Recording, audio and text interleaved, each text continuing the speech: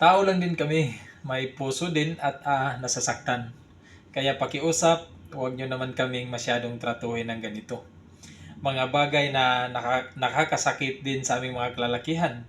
At yan ang pag-uusapan natin ngayon sa video na ito. Pero bago po yan, taos puso po akong nagpapasalamat sa aking mga subscribers. At siyempre sa mga magsasubscribe pa lang. Mag-ingat po kayo palagi at sana nasa mabuti po kayong kalagayan. Okay? At hindi na natin ito patagalin pa. Narito ang mga bagay na hindi mo dapat ginawa sa partner mo. Una, kulang ka sa respeto. Nasasaktan ang mga kalalakihan kapag nakikita nila na mas mainit at respectful ka makikitungo sa ibang tao kaysa kanila. Ibig sabihin, pagdating sa ibang tao, kagalang-galang ka.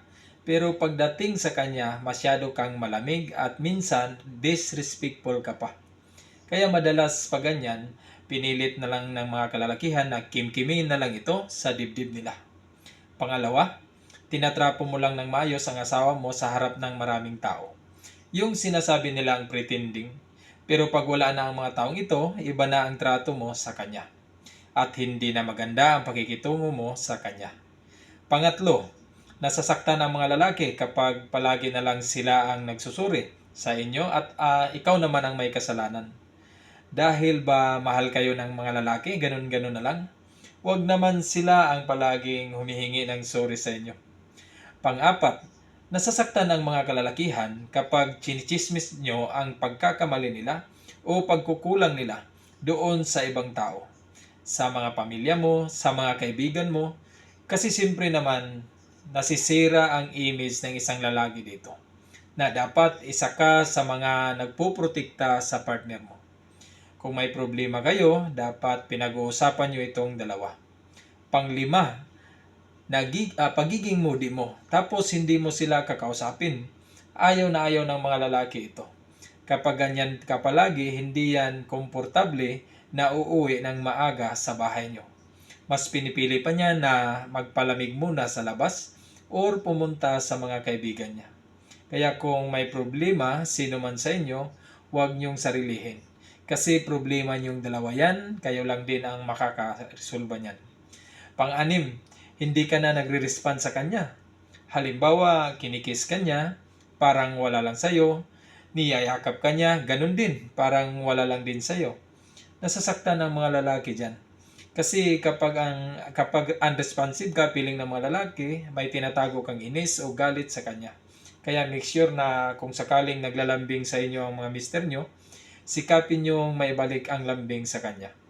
Pangpito, alam nyo bang nasasaktan ang mga kalalakihan kapag ang palagi mo lang nakikita ay ang pagkakamali o ang mga negative niya? Lalong-lalo na kung binabalik-balikan mo ang pagkakamali niya sa nakaraan. Natapos nyo naman yung pinag-usapan. Yung mga mabubuting gawa niya, hindi mo na napapansin yun. At hindi nyo na rin napupuri. Kapag naghahanap kasi tayo ng pagkakamali sa isang tao, makakita talaga tayo dahil nobody is perfect. Panghuli, ayaw na ayaw ng mga lalaki ito. Kapag yung tono ng boses mo ay para kang boss, na kapag nag-utos ka sa kanya, para kang ikaw yung leader ng pamilya nyo. Na parang ang dating mo sa kanya ay mababa ang tingin mo sa kanya. Napakahalaga sa aming mga lalaki ang tono ng boses nyo. Kahit kasi maganda yung ipaparating nyo na mensahe sa amin, pero yung tono mo'y pasigaw o pagalit, hindi namin yan ma-appreciate. Sign kasi yan para sa mga kalalakihan na hindi nyo sila inuunor o hindi nyo sila nire-respeto. Kaya kung may gusto kang iparating na mensahe sa mister mo, palagi mong babaan ang iyong tono o tono ng boses mo para makuha mo ang loob niya at maiintindihan niyang maayos ang gusto mong iparating sa kanya. Okay? At hanggang dito na lang muna ang usapan natin at sana may natutunan ka. Maraming salamat.